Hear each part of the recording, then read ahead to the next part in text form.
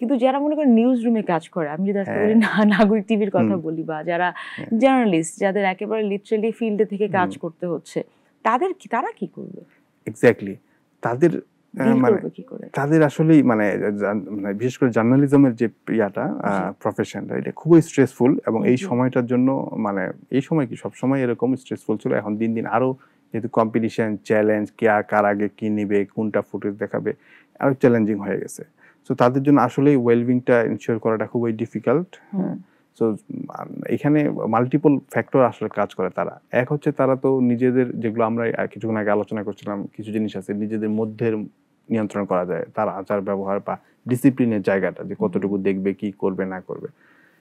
কিছু আছে তো অর্গানাইজেশনের ব্যাপার, অর্গানাইজেশন তাকে কি সাপোর্ট দিচ্ছে। এখন অর্গানাইজেশন সাপোর্টটা যদি না থাকে, যে ধরেন যে লং আওয়ার ডিউটি, এরপরে ব্রেক কখন, হ্যাঁ, যেমন ধরেন যে এই রিসেন্টলি যেমন আমাদের এই যে ডাকসু ইলেকশন হলো, এই রেজাল্ট হলো 3 দিন ধরে, 2 দিন ধরে, তো যারা কভার করছে এরা কি করবে, ওখানে থাকতে হয়েছে ওদেরকে। একজন তো মারাও গেল, হ্যাঁ, একজন সাংবাদিক আমাদের ঢাকা ইউনিভার্সিটিতে মারা গেছে। হ্যাঁ, তো এই গরমের মধ্যে, তারপর এত চ্যালেঞ্জের মধ্যে, তো খুবই কিন্তু আমি জানি না অথরিটি এভাবে চিন্তা করছে কিনা যে সাংবাদিকদের ওয়েলবিং নিয়ে কিভাবে করা যায়, তারা কোথায় ওয়াশরুমে যাবে, কখন ব্রেক পাবে, কি খাবে। হ্যাঁ, এই মানে কোনো ইয়া নাই, যেখানে দিন সেখানে রাত, মানে চলতেই থাকে নিউজের পিছনে ঘটনাগুলো, মিটিং যতক্ষণ শেষ না হয়। সো দুইটা বিষয়, এক হচ্ছে তারা নিজেদের সেলফ কেয়ারের জায়গাটাতে তারা ফোকাসড হবে, মনোযোগী হবে যেটুকু পারা যায়। দুই হচ্ছে যে অর্গানাইজেশন জায়গা থেকে এই ভয়েসটা রেজ করা দরকার, যে এই ওয়েলবিং গুলো কিভাবে এনশিওর করা যায়। এত নেগেটিভ খবর সবকিছুর মাঝখানে একটা কথা না বললেই না, একটা সুস্থ সমাজ এবং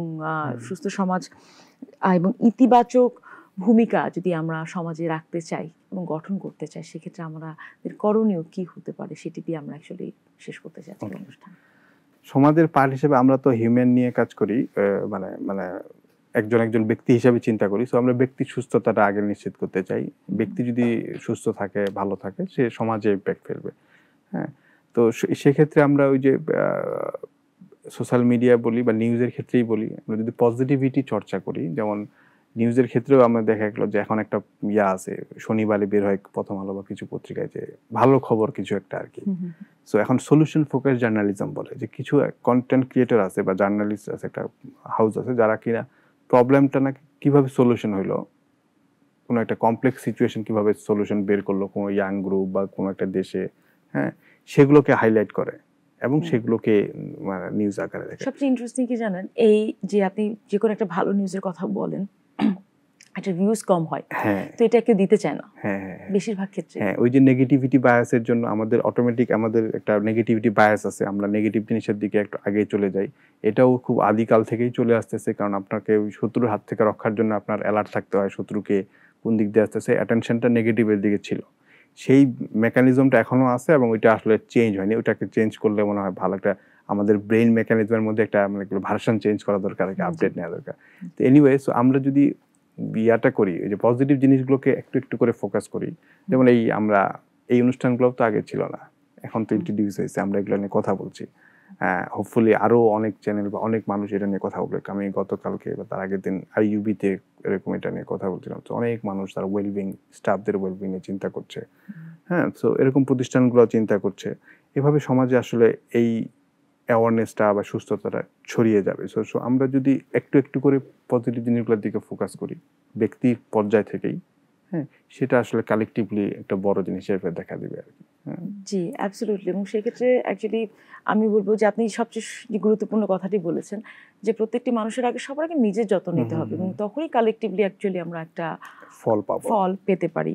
সেখান থেকে আরেকটা জিনিস বলতে চাই, আপনি যদি আমাদেরকে কিছু টিপস দিতেন, যে একটা ব্যক্তি যখন খুব উদ্বেগ বা অ্যাংজাইটির মধ্যে দিয়ে থাকে, তাৎক্ষণিকভাবে সে কিভাবে নিজেকে সামলাবে? তাৎক্ষণিকভাবে যদি হয় যে ইনস্ট্যান্ট, সেটা হলো যে 2 মিনিটের deep breathing. 2 minutes, isn't it that a lot of time? 2 minute মানে লট অফ টাইম, কিন্তু তাৎক্ষণিকভাবে আমি যদি ধরেন যে অ্যাংজাইটিতে ভুগছি, আমি তো 2 মিনিট আসলে স্পেন্ড করতেই পারি। আমি বলছি 1 থেকে 2 মিনিট। সো 2 মিনিট আসলে লট অফ টাইম হলেও 2 মিনিট অনেক বেশি টাইমও না আবার। হ্যাঁ, ধরেন যে আমার স্টেজ ফোবিয়া আছে বা কোনো একটা ইন্টারভিউ দিতে যাচ্ছি বা কোনো একটা সামনে একটা হট আর্গুমেন্ট আছে আমার, তার আগে আমি 2 মিনিট ওই যে ড্রেসিং রুমে বা যেখানে বসে আমি ব্রিদিং করলাম, করলে ইমিডিয়েটলি একটা কামনেস চলে আসে। হ্যাঁ ভাই আমরা এই যে ইমিডিয়েট কামনেস আমরা এখানেই থাকতে চাই, যে ইমিডিয়েট কামনেস কথা আজকে যিনি ভাইয়া যেভাবে বললো যে আমাদের অ্যাকচুয়ালি যেরকম করে আমাদের অবস্থা যাচ্ছে, তো ইমিডিয়েট কামনেসটাই আমাদের দরকার। তো তাৎক্ষণিক একটা ব্রেক নেবেন, এবং সেই ব্রেক থেকে আমি বলতে চাই আমরা আজকে ভাই আমাদের অনুষ্ঠান শেষ করছি। আপনাকে অনেক অনেক ধন্যবাদ।